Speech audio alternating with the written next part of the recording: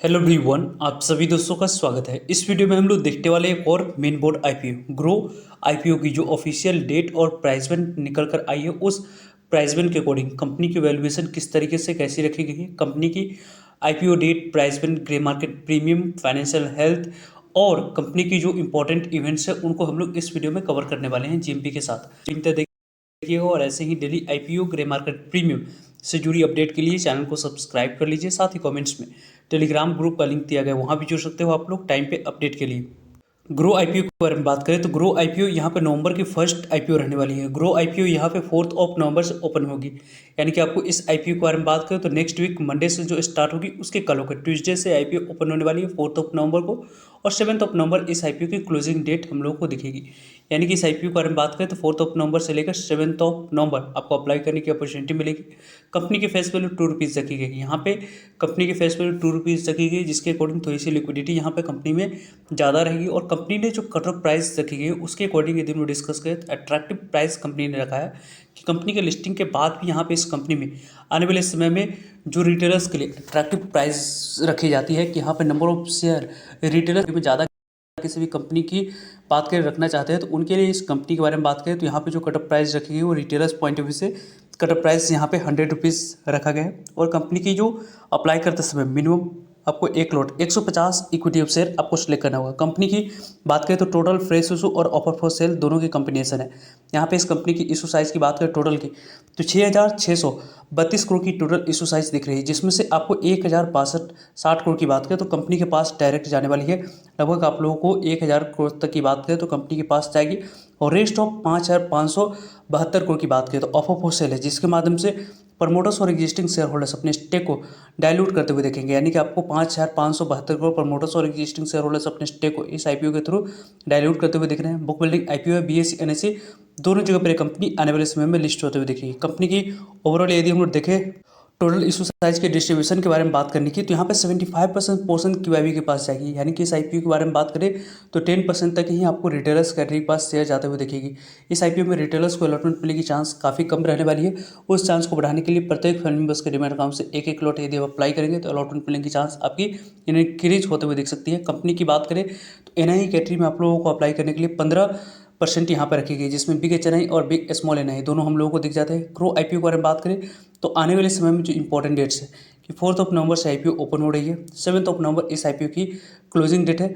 10 नवंबर के बारे में बात करें तो 10 नवंबर को आपको इस आईपीओ में अलॉटमेंट मिली है, इसके बारे में इन्फॉर्मेशन मिल जाएगी। 11 नवंबर के बारे में बात करें तो यहाँ पे नहीं मिलने पे पैसे रिफंड करने की डेट रखी गई है। 11 नवंबर को ही डिमेट अकाउंट में शेयर को क्रेडिट करने की डेट है, और 12 नवंबर को कंपनी लिस्ट होते हुए दिख जाएगी बीएसई एनएसई दोनों जगह पे।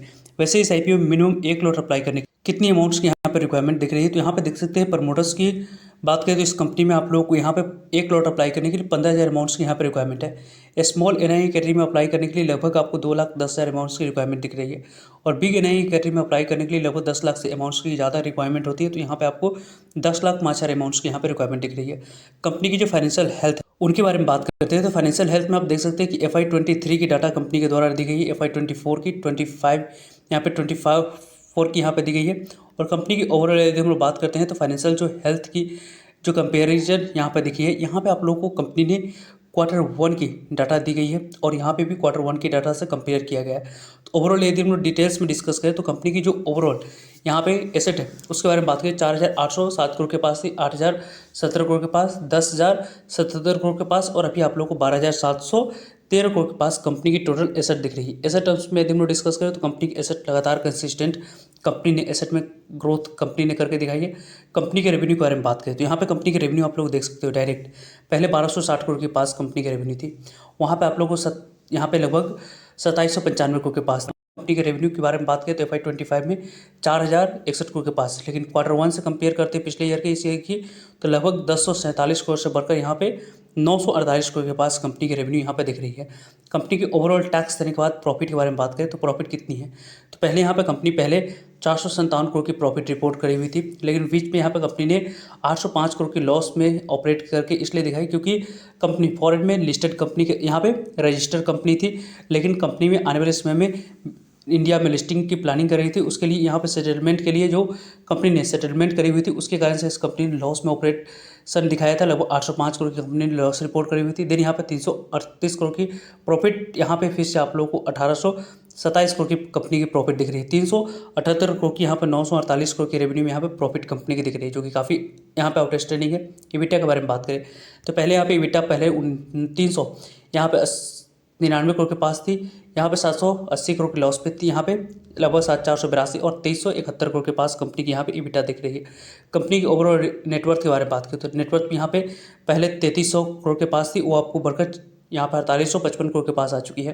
कंपनी के रिजर्व एंड सरप्लस के बारे में बात करें तो रिजर्व एंड सरप्लस भी यहाँ पे कंपनी की बढ़ी है। लगभग यहाँ पे कंपनी की रिजर्व एंड सरप्लस पहले 4445 करोड़ के पास थी, अब यहाँ पे कंपनी की रिजर्व एंड सरप्लस 5506 करोड़ के पास दिख रही है। कंपनी की बोरोइंग के बारे में बात करें, पहले कंपनी के पास किसी भी तरह की कोई बोरोइंग नहीं थी, अभी यहाँ पे कंपनी मामूली सी बोरोइंग के साथ यहाँ पे कारोबार करती हुई दिख रही है। 324 करोड़ की कंपनी की जो प्रॉफिट है उसके अकॉर्डिंग कंपनी की बोरोइंग यहाँ पे आने वाले समय में और कम होते हुए दिखेगी। कंपनी की ओवरऑल यदि हम डिस्कस करें तो यहाँ पे इस जो भी आपको पॉइंट ऑफ व्यू से यदि हम बात करते हैं, रिटर्न ऑन नेटवर्थ कंपनी की काफ़ी आउटस्टैंडिंग है, 37.57% की है। Profit after tax margin company की 45% के पास है और इबिटा मार्जिन यहाँ पे 40% के पास है। दोनों पैरामीटर्स पर कंपनी काफ़ी आउटस्टैंडिंग यहाँ पे परफॉर्मेंस करके दिखा रही है। प्राइस टू बुक वैल्यू 11.76 की है। कंपनी की अभी मार्केट कैप की बात करें तो यहाँ पे जो कटअप प्राइस रखी गई है, जिसके अकॉर्डिंग इस कंपनी के द्वारा यहाँ पे वैल्यूएशन जो निकल कर आ रही है मार्केट कैप के अकॉर्डिंग 61,000 करोड़ की टोटल मार्केट कैप है। यानी कि अपनी आने वाले समय में यहाँ पे जो लिस्ट होगी उसी समय कंपनी आपको आने वाले समय में लार्ज कैप कैटेगरी में आपको लिस्ट होते हुए दिख जाएगी। इस कंपनी की पीयर कंपनी जो पहले से लिस्टेड है उनके बारे में बात करते हैं तो एंजल वन लिमिटेड पहले से ही लिस्टेड है और इस कंपनी की प्राइस ट्रेडिंग के बारे में बात करें तो यहाँ पे 19 की है।